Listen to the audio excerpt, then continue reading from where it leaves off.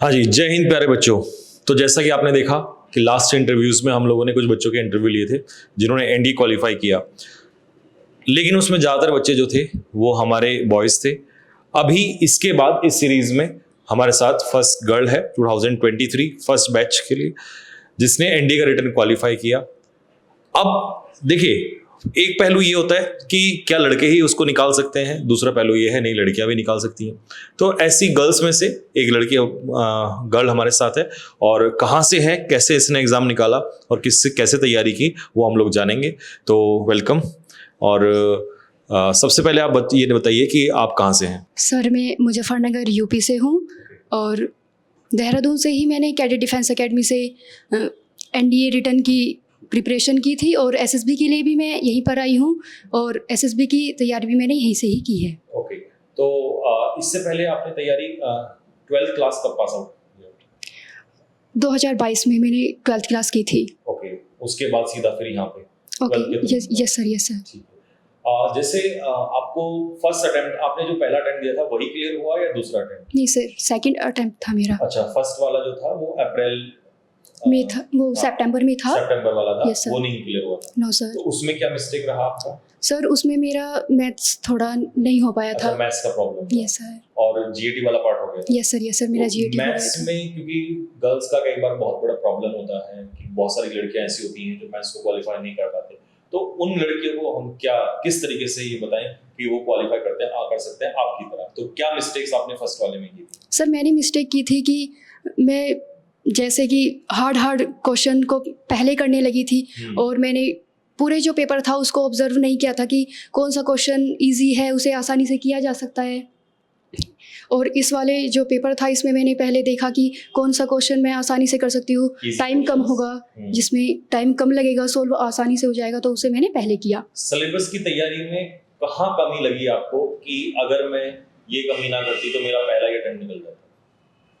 Sir जैसे कि मैंने फर्स्ट टाइम पे PYQ भी क्वेश्चन कंप्लीट नहीं किए थे, वो भी। अच्छा, टाइम कम था एक तो? यस सर, उसमें सिर्फ और सिर्फ 5 to 4th मंथ मिलते हैं, और इसमें हमारे 7 से 6 मंथ मिलते हैं। उसमें लेकिन टाइम 5 महीने से भी कम का था। Yes sir. और कम टाइम हुआ था तो सिलेबस भी नहीं कर पाए। Yes sir. और दूसरा ये रहा कि आई थिंक उस समय PYQs भी आप कंप्लीट नहीं कर पाए। Yes sir. और मॉक टेस्ट भी इतना नहीं हो पाया। Yes sir. अब इस बार तो यस सर 15 से 16 मॉक टेस्ट किए थे इस बार हमने, और उस बार तो 5 से 6 ही मॉक टेस्ट किए थे बस। तो आपने जो स्कूलिंग की है वो CBSE बोर्ड से की है? नो सर, यूपी बोर्ड से। यूपी बोर्ड से की है। तो देखिए, बहुत सारे बच्चों को ये रहता है कि अगर हम स्टेट बोर्ड से हैं तो हम एग्जाम पास नहीं कर सकते, या हमारा इंग्लिश अच्छा नहीं हो सकता। तो ऐसा नहीं है, उस बच्ची ने यूपी बोर्ड से अपना स्कूलिंग किया है और उसके बावजूद भी इंडिया का एग्जाम निकाला है। तो आप किस मीडियम से हैं, कई बार ये डिपेंड नहीं करता है। अगर आपका हार्डवर्क बहुत अच्छा है तो आप निकाल सकते हैं। तो इंग्लिश में आपको ऑब्वियसली बात है प्रॉब्लम आया होगा? यस सर, इंग्लिश में प्रॉब्लम होता है शुरू में, पर जैसे कि आप थोड़ा धीरे-धीरे यस सर करा ही रहे थे तो हो गया था इंग्लिश में। पहले वाले इसमें जब देखिए कि आपके जैसे ना बहुत सारे बच्चे जब आते हैं, तो जैसे अभी न्यू बैचेस में बच्चे आ रहे हैं, तो उनका भी यही होता है कि सर हमें वोकैबुलरी याद नहीं होती। Yes sir. जहाँ तक याद है आपको ये बड़ा ट्रबल था। यस सर, मुझे आपके दोस्त जो थे उन लोगों का काफी बड़ा प्रॉब्लम था कि वोकैबुलरी आपसे लर्न नहीं होते थे, और आप बार-बार कहते थे कि सर इतने सारे सेट्स कैसे होंगे। तो क्या आप इन नए बच्चों को बताना चाहेंगे कि किस तरीके से ये लोग भी लर्न कर सकते हैं? सर मैं बताना चाहूँगी कि जैसे हम पहले मॉक टेस्ट मतलब वोकैबुलरी के सेट्स हुआ करते थे, उन्हें हम तैयार किया करते थे, हमें 3-4 घंटे लग जाते थे एक करने में ही। तो उसके रिवीजन में जब करते थे तो दोबारा से उसे ऐसा लगता था कि वो याद ही नहीं है, तो फिर उसे दोबारा से करना पड़ता था लर्न।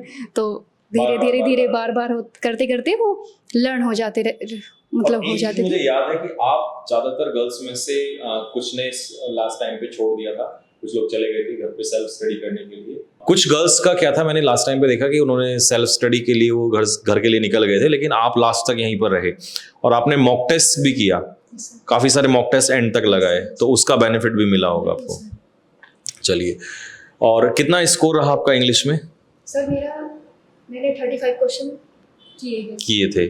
ओके, 35 क्वेश्चंस करेक्ट हुए हैं। ओके 40 क्वेश्चन किए थे मैंने। 40 क्वेश्चंस किए थे, 40 में से 35 क्वेश्चंस बिल्कुल करेक्ट है, जो कि अपने आप में एक बड़ी बात है कि एनडीए के एग्जाम में उस बच्चे के लिए जिसने 12th यूपी बोर्ड से किया हो, स्कूलिंग पूरा हिंदी मीडियम से रहा हो और उसको इंग्लिश में दिक्कत हो, उसके बावजूद भी 34-5 क्वेश्चंस करेक्ट करना ये बहुत बड़ी बात है।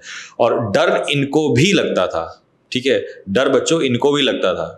तो ऐसा नहीं है कि आप ये सोचें कि यार हम इस बोर्ड से हैं तो हम एग्जाम नहीं निकाल सकते। देखिए प्रॉब्लम सबसे बड़ी कहाँ आती है, जब आप ये ठान लें कि मुझसे नहीं होगा। अगर आपने ये सोच लिया कि मुझसे नहीं होगा फिर तो नहीं होगा। लेकिन अब देखो उसका पहली अटेम्प्ट में एग्जाम नहीं निकला, चाहते तो वो गिव अप कर सकते थे, लेकिन उसने नहीं किया और उसने अगली बार और बेहतर तरीके से किया और देखिए रिजल्ट आपके सामने है। तो प्यारे बच्चों इस चीज़ का तो मैं सभी गर्ल्स को भी स्पेशली ये मैसेज देना चाहूँगा इस वीडियो के माध्यम से और इस बच्ची के माध्यम से कि देखिए आप किसी भी बोर्ड से हो आप एग्ज़ाम जरूर निकाल सकते हैं। शर्त यह है कि आपको मेहनत करनी पड़ेगी, एक बार नहीं तो दूसरी बार, लेकिन आपको मेहनत करनी ही पड़ेगी। और ये आपके सामने प्रमाण है कि रिजल्ट कहीं से भी निकाला जा सकता है, किसी भी लैंग्वेज से, किसी भी मीडियम से। बस फर्क है इस बात का कि आपकी सोच कैसी है और डिटर्मिनेशन कैसा है। ये तो मैं जानता हूं क्योंकि मैं ऑफलाइन क्लासेस में देखता था इन बच्चों को और स्पेशली इनको ये सबसे आगे ही बैठते थे, तो इनका एक अलग से ही रूटीन रहता था। मॉर्निंग में भी कि सो रहे हैं, बैठे बैठे सो रहे थे, सोते रहते थे। मैंने कहा भाई क्या हुआ कैसे, बोला सर दिन रात भी पढ़ाई की। और कई बार तो ये मुझसे स्पेशली बोला करते थे सर आज छुट्टी करवा दो, संडे को भी कई बार छुट्टी नहीं होती थी कि सर आज छुट्टी दिलवा दो। तो मैंने कई बार इन लोगों को छुट्टी भी दिलवाई बीच में, तो ये बहुत खुश होते थे चलो एक दिन की छुट्टी मिल गई है। तो देखिए इसका मतलब है कहीं ना कहीं उस समय इनके पास प्रेशर पड़ रहा होगा और ये उस समय पर हमें विलन सोचते होंगे, बट आज इनको समझ में आता है कि यार इनको प्रेशर डाला जाता था तो इसका मतलब रिजल्ट निकलता है। और दूसरी चीज ये देखिए बच्चे तो सभी तैयारी करते हैं बट सबका नहीं निकलता है। इसका मतलब ये नहीं है कि हम दूसरों में कमियां निकालें, बेहतर यही है कि हमने जो मिस्टेक्स की उनको चेक करो, उनको सुधारो कि हमने कहाँ गलतियां की और आपका रिजल्ट निकलेगा जरूर। क्योंकि इतने बच्चे अगर एग्जाम निकाल रहे हैं तो उन्होंने भी तो कुछ ना कुछ पढ़ा होगा, उन्होंने भी तो चीजें पढ़ी होंगी।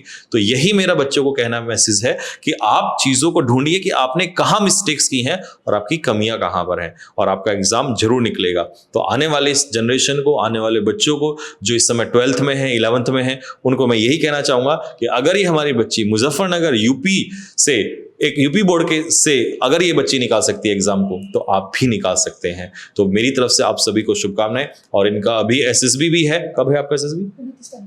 29 जून। कहां पर? भोपाल। 29 जून भोपाल में है और हमारी ब्लेसिंग्स इनके साथ हैं कि भाई ये प्लस का साइन लगाकर आए और अपने माता पिता का नाम रोशन करें। और उस प्लस के साइन के साथ हमारा अगला इंटरव्यू आपके सामने होगा। तब तक के लिए मेरी तरफ से आप सभी बच्चों को बहुत सारी शुभकामनाएं, इनको भी बहुत सारी शुभकामनाएं। और आप पढ़िए और यूं ही आगे बढ़ते रहिएगा। और कोई कमेंट में अगर आप कोई भी बात आपकी क्वेरी है तो आप इस वीडियो के नीचे कमेंट बॉक्स में डाल सकते हैं। तो मिलेंगे आप लोगों से नेक्स्ट वीडियो में, तब तक के लिए जय हिंद।